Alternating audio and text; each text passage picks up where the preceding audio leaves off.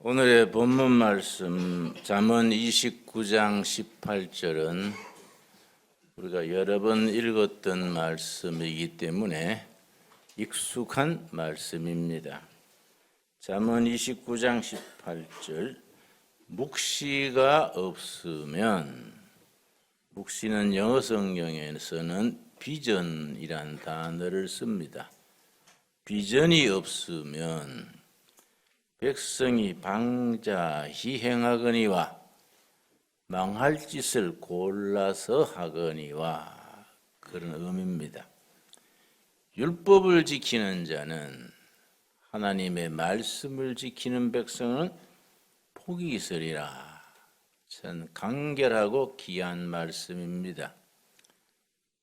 나라나 교회나 기업이나 가정, 개인이나 공동체가 비전이 없으면은 망할 짓을 골라서 하거니와, 하나님의 말씀 율법을 지키는 자들은 복이 있다 하셨습니다. 우리나라가 세계의 불명예스러운 1등이 몇 가지 있습니다. 첫째는 교통사고 사망률이 세계 1위입니다. 둘째는 더 마음 아픈 것이 노인 자살률이 세계 1위입니다. 복지가 골고루 미치지 못하고 옛날처럼 부모를 공경하고 노인들을 존중하는 그런 분위기가 사그러들면서 노인들의 사망률이, 자살률이 12년째 세계 1등입니다. 더 가슴 아픈 것은 청소년 자살률이 OECD 국가 중에서 1위를 지키고 있습니다. 안타까운 일이지요. 지난해 자살했는 숫자만 15,600명입니다. 1년에 15,600명이 노인과 청소년들이 자살로 끝냅니다. 왜 그럴까? 옛날보다 얼마나 먹고 살기가 좋아졌는데 왜 자살을 하게 될까?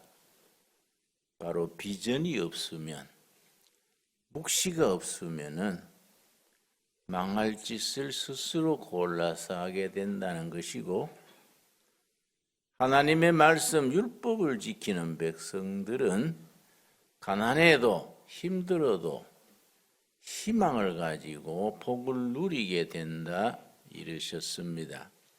저는 해마다 꼭 한 번씩 설교하는 책이 있습니다.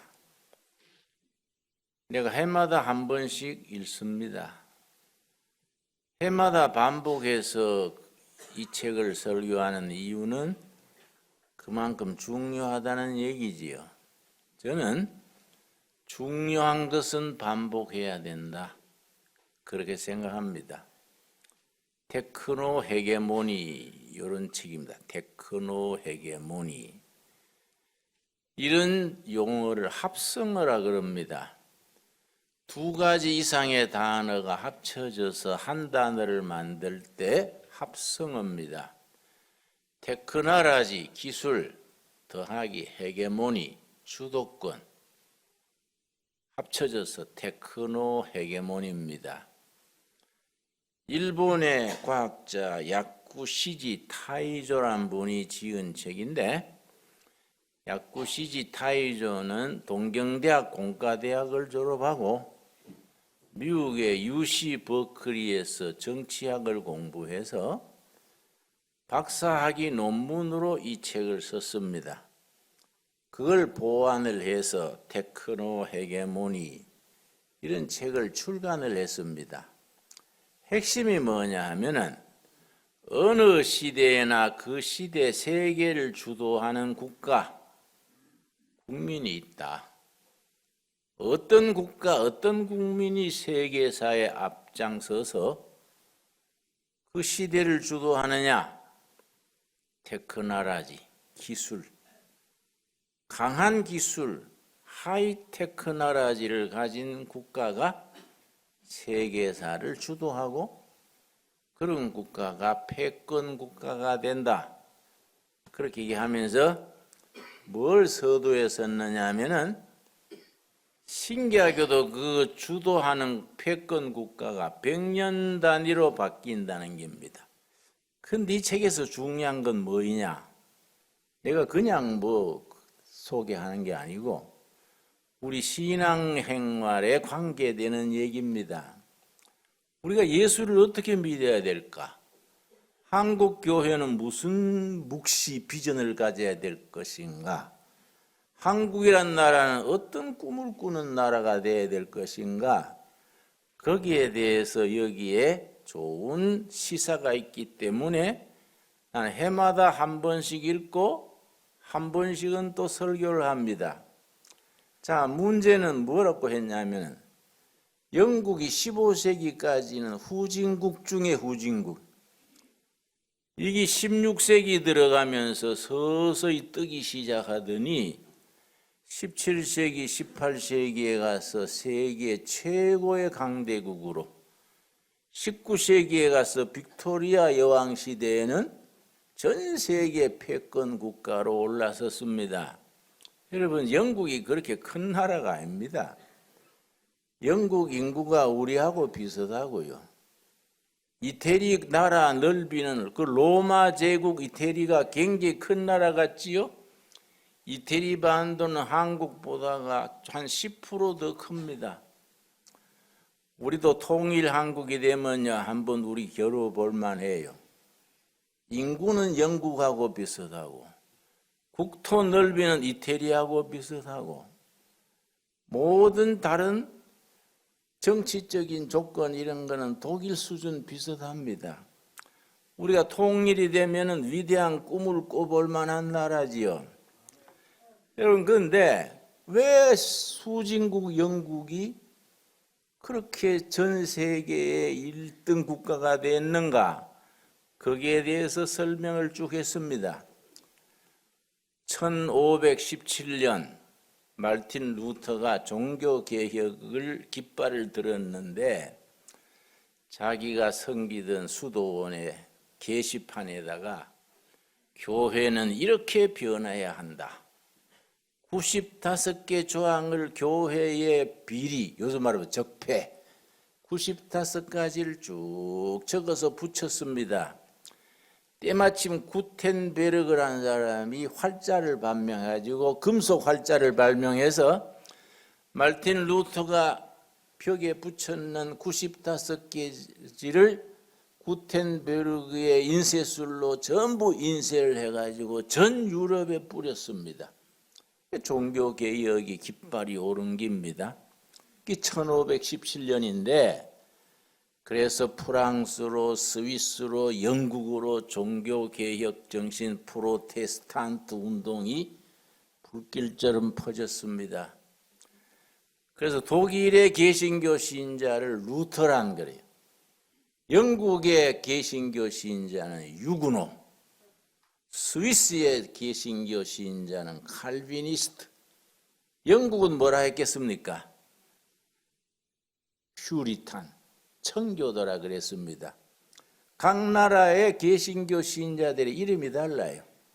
프랑스는 유그노, 독일은 루터란, 영국은 퓨리탄, 청교도 이렇게 다 불렀는데 독일에 이어서 프랑스가 개신교 운동이 퍼져나가니까 거의 100만 개신교를 넘어서게 됐습니다.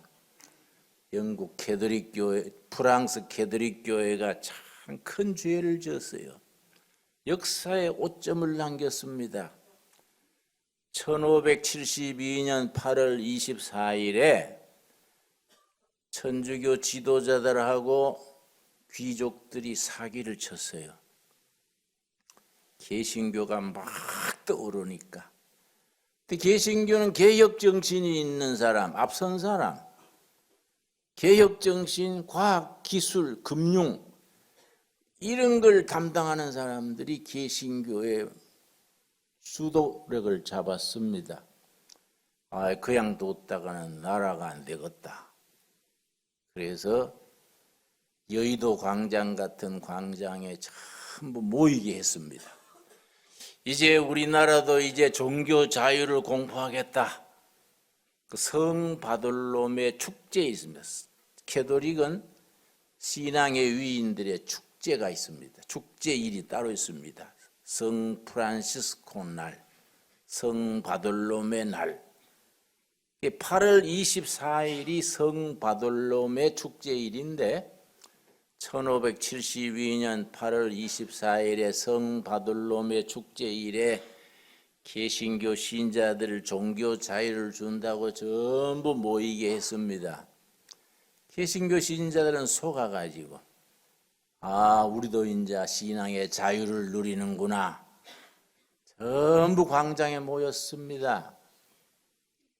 군인이 뺑 둘러서서 전부 칼로 한 명 한 명 찔러 죽였습니다. 현장에서 그날 죽은 사람이 3,000명. 그날부터 전국에 한 달 동안 개신교 신자 유군호들을 죽이는 게 전국에 퍼져서 7만 명이 죽었습니다. 7만 명. 정말 프랑스 역사에 오점을 남긴 거지요. 근데 그때 안 죽고 살아남은 사람들이 외국으로 망명을 합니다. 살아남기 위해서. 근데 영국이 참 잘했어요. 그 지도자들의 안목이라는 것이 참 중요합니다. 그때 영국을 다스리던 왕이 엘리자베스 여왕입니다. 25살에 즉위해서 45년간 여왕으로 있었는데 웬만한 남자 10명 왕보다 뺨치는 사람, 훌륭한 왕입니다. 엘리자베스 여왕이 들으니까 프랑스에서 개신교들이 탄압을 받아서 죽는데 해외로 망명하는 사람들이 있겠다. 영국으로 오게 해라.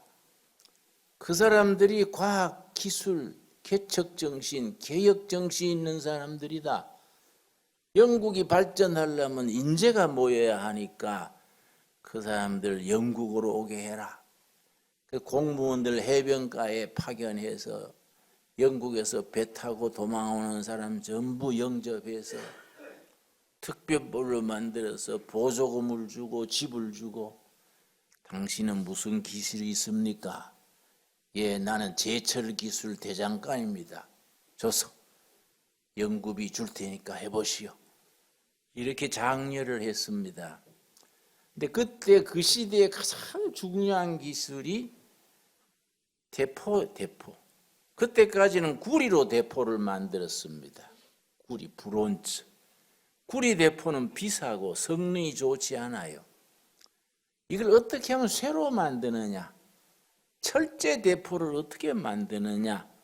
전 세계 과학자들이 거기에 철제 대포를 만드는 나라가 무기에 선점을 한다. 요즘 핵무기처럼. 그런데 프랑스에서 망명은 유군호가 철제 대포를 만드는 기술을 성공했습니다.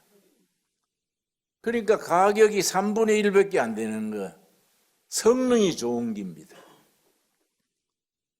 영국이 그걸 수출을 해요. 비싸게 수출을 하고 국내 배들이나 국내 사람들은 아주 싸게 공급해서 웬만한 상선들도 전부 철제 대포 놓는 거예요.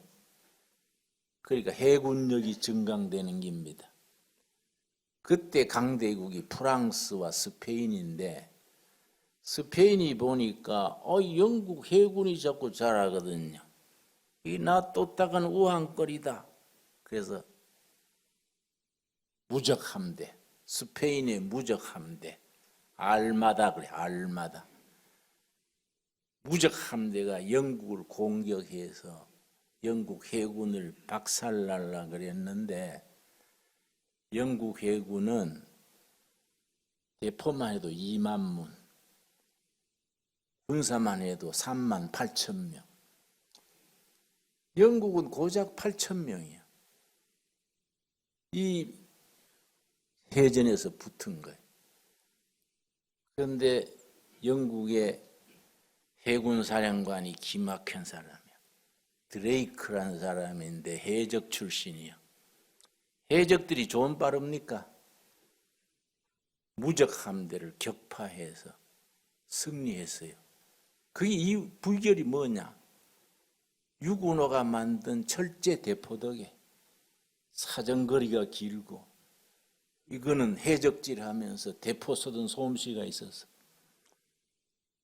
프랑스, 스페인의 무적 함대가 아주 그날 박살이 났습니다. 그래 일꾼들이 과학 하는 사람, 기술자, 개척 정신 있는 사람이 해외로 망명하니까 선진국 프랑스가 그때부터 내려앉는 거예요. 그 자리를 영국이 채우는 겁니다. 또 유군호가 뭘 만들었냐면 전기기관차. 또 유군호가 만든 것이 방직 기계를 만들었습니다. 그전에는 물레 돌려가지고 배를 짰는데 그 뭐 얼마 짰겠습니까? 프랑스에서 망명간 프랑스 유군호가 영국 정부의 지원을 받아서 방직 기계를 만들었어요. 그걸 자동으로 배를 짜내니까 얼마나 생산성이 높습니까? 영국이 그 방직 기계를 이용해가지고 전 세계의 방목 시장을 잡은 거예요. 그 산업혁명의 자금이 모인 겁니다. 근데 독일이 보니까 이상하단 말이지요. 자기보다 영 뒤진 나라 영국이 뜬단 말이에요. 그 이상하다. 영국이 갑자기 왜 뜨지? 조사단을 만들어가지고 파견을 했습니다. 영국이 왜 갑자기 일어난지 조사해봐라. 대표를 뽑아가지고 한 달간 조사를 시켰습니다. 돌아와서 하는 말이 프랑스에서 망명한 유군호들을 잘 활용해서 그 사람들의 선진 기술을 이용해서 그렇게 발전하게 됐습니다. 그러니까 독일에서 좋다. 영국 쪽으로 도망 못 가고 독일 쪽으로 오는 사람들이 있을 거 아니냐. 거의 프랑스와 독일은 국경이 접해 있으니까 그 사람들을 받아들여서 우리도 밀어주자. 그래서 베를린 교회에 프랑스 유군호 피난민 촌을 만들었습니다. 많을 때는 8만 명. 8만 명 거기에서 정부가 지원을 해서 산업을 일으켰는데 베를린 교회 프랑스 개신교도 유군호촌에서 나온 것이 화학기술, 화학산업, 기계산업. 지금 또 독일 산업은 두 가지가 주축입니다. 화학산업, 제약산업의 바이엘, 그 제약회사들 있지요? 다 거기서 나온 거예요. 벤츠, 자동차 다 그 출처가 거기. 기계산업, 화학산업. 독일 강국을 이룬 기본 기술이 된 거지요. 중요한 건 뭐냐?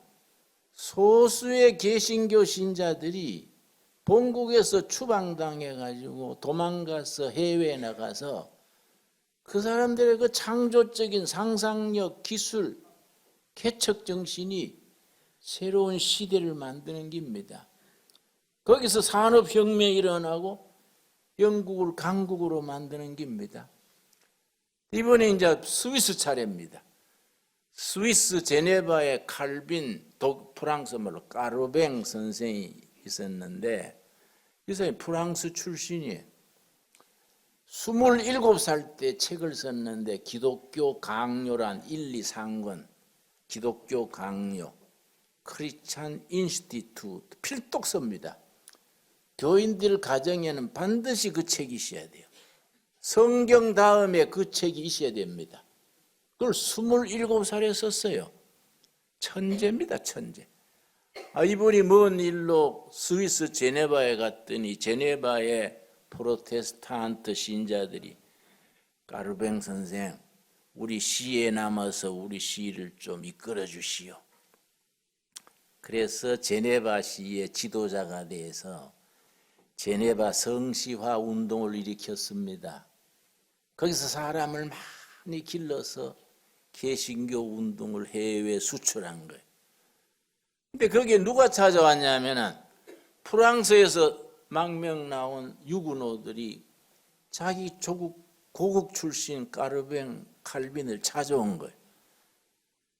그러니까 이제 칼빈 선생이 본국에서 온 그 사람들 만나서 당신들이 뭘 할 수 있습니까? 우리나라는 산이 험하고 농지는 적고 자라기가 어려운데 최선을 다할 테니 당신들이 잘하는 게 뭐예요? 그러니까 우리는 프랑스에서 시계 만드는 사람들입니다. 아, 좋다. 그럼 당신들 산골짜기 하나 드릴 테니까 그것을 시계 단지를 만드시오. 그래서 골짜기 하나 떼줬습니다. 이 스위스 시계 산업의 시조입니다. 내가 스위스 갔을 때 그 골짜기 일부러 찾아가 봤는데 꼭 동두천 세목골 닮았어요. 산은 험하고 땅은 없고 해먹을 건 없고 그 산비탈에 운막처럼 져서 시계 손으로 두드려 만든 겁니다. 이게 스위스 시계 세계를 제패하는 출발입니다. 이 책이 중요한 것은 신앙적으로 소수지만은 창조적이고 영적이고 비전을 가지고 하나님의 법을 지키면서 그 사람들이 시대를 이끌어가는 앞장을 서야 됩니다. 하나님의 뜻을 받들어서 말씀을 지키면서 기도하고 응답받고 영적인 상상력을 가지고 나라를 변화시키고 사회를 변화시키고 시대를 만들어가는 앞장에 설 수 있어야 됩니다. 그런 사람을 성경에서는 그 시대의 남은 자를, 남은 자. 여러분 엘리야 시대에 남은 자가 몇 명 있었습니까? 남은 자가 7,000명의 남은 자를 뒀다 그랬는데 이 시대에도 남은 자가 있는 겁니다. 로마서 11장에 사도 바울이 뭐라 그랬습니까? 엘리야 시대에 7,000명의 남은 자가 있었듯이 지금 또 남은 자가 있느니라. 여러분 남은 자란 말이 신학에서는 아주 중요합니다. 영어로 렘넌트, 남은 자. 이러니 저러니 먹도 먹고 사회의 브랜드 가치도 떨어지고 하지만은 이 나라의 희망은 교회입니다. 교회. 크리스찬들이 영감을 받고 기도해서 응답받고 불철주야 노력하고 비전을 가지고 나라와 사회, 교회와 가문을 일으키는 겁니다. 여러분 그래서 비전이 없으면 백성이 방자히 행하거니와 하나님의 말씀을 지키는 백성은 복이 있느니라. 그 말씀 그대로 이루어지는 우리 한국교회 우리들이 될 수 있기를 바랍니다.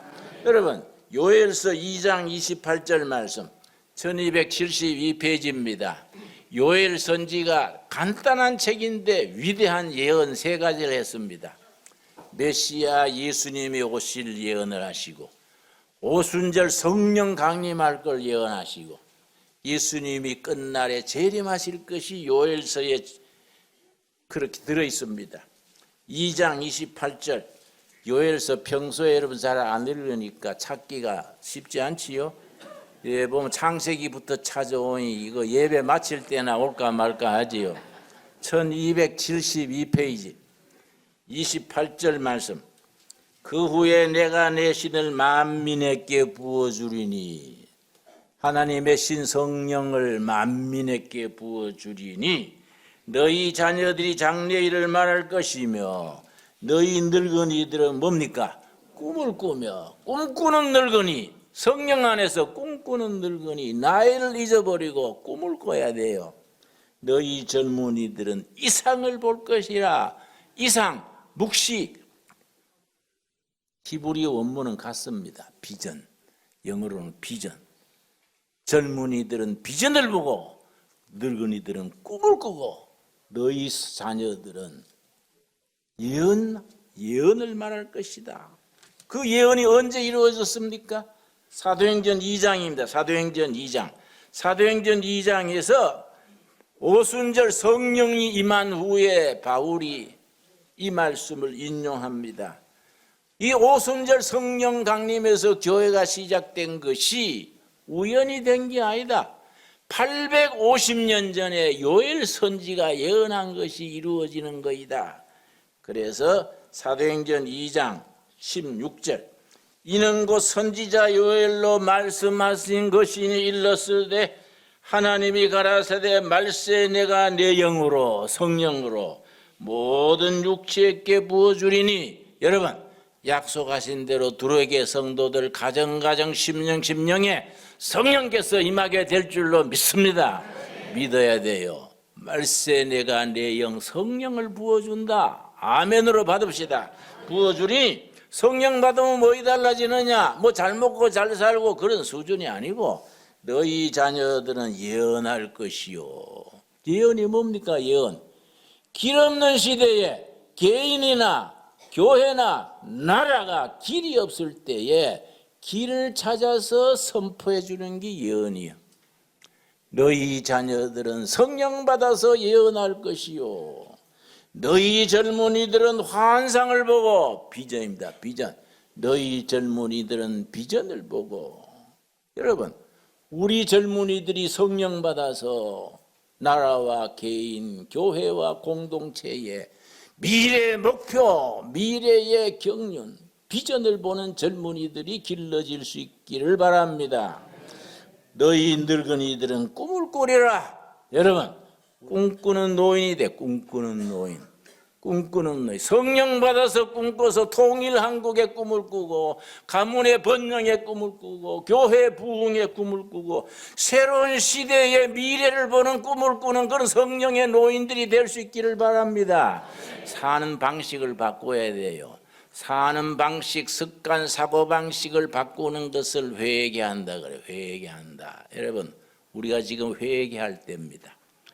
내가 말세 내 영을 부어주리니 너희의 자녀들은 예언할 것이요 길 없는 시대에 길을 찾아서 선포하는 예언자가 될 것이고 너희의 젊은이들은 비전을 보고 미래에 함께 나갈 목표를 보여주는 비전을 볼 것이고 너희 늙은이들은 꿈을 꾸리라. 얼마나 멋있는 말씀입니까 여러분. 그런 일에 응답받는 우리 둘의 가족들 될 수 있기를 바랍니다. 기도하겠습니다.